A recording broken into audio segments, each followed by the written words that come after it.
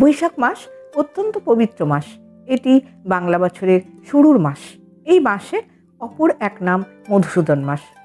শ্রীকৃষ্ণের আর এক নাম মধুসূদন। তাঁর এই মাস বড়ই প্রিয়। এছাড়া এই মাসে মধুতুল্য সমস্ত রসালো ফলও পাওয়া যায়।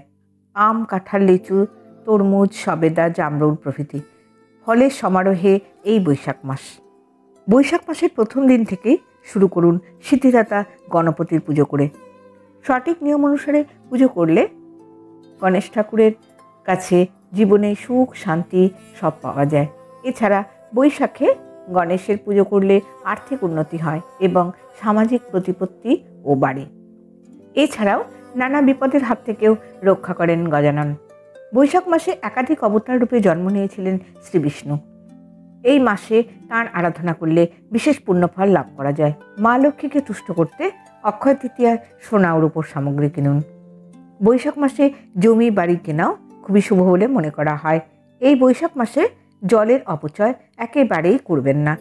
শাস্ত্র অনুসারে বৈশাখ মাসে জল দান করলে 4 ধাম যাত্রা এবং রাজস্ব যজ্ঞ করার সমান পুণ্যফল লাভ করা যায়। বৈশাখ মাসকে বলা হয় ধর্ম মাস। এই মাসটি পারলে নিরামিষ আহার করুন। পশু পাখিকেও এই সময় জল খাওয়ান।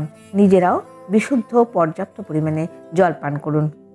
এই বৈশাখ মাসে ছাতা, পাখা, জুতো, জল, ফুল, ফল যা সাধ্যমতো হবে তাই দান করুন।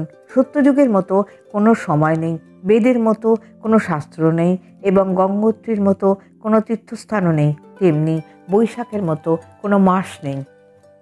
মা যেমন সন্তানের সব মনোবাসনা পূরণ করার চেষ্টা করেন, এই বৈশাখ মাসও সেভাবেই সবার মনের ইচ্ছা পূরণ করে থাকে। ভিডিওটি শুনে যদি আপনাদের ভালো লাগে তাহলে একটি লাইক দিয়ে অবশ্যই চ্যানেলটিকে সাবস্ক্রাইব করবার অনুরোধ রইল।